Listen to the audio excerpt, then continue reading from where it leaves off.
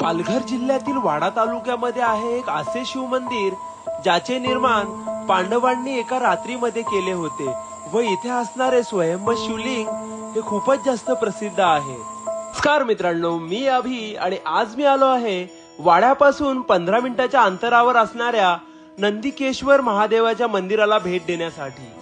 हे मंदिर वाडा तालुक्यातील तिलसे या गावामध्ये असल्यामुळे याचे नाव तिलसेश्वर महादेव असे देखील आहे। मंदिराचे निर्माण वैतरणा नदीमध्ये केले गेले आहे।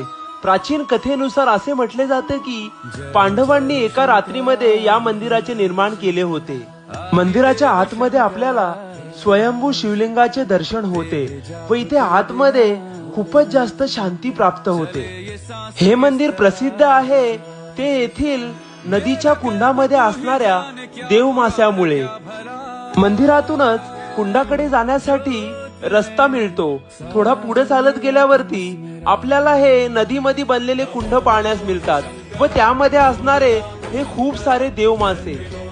गावकऱ्यांच्या म्हणण्यानुसार या माशांना पकडणे किंवा मारणे यावर बंदी आहे। तुम्ही देखील या मंदिराला भेट देऊन या सर्व गोष्टी एकदा नक्की अनुभवा व असेच व्हिडिओ पाहण्यासाठी आपले पेजला फॉलो नक्की करा। धन्यवाद।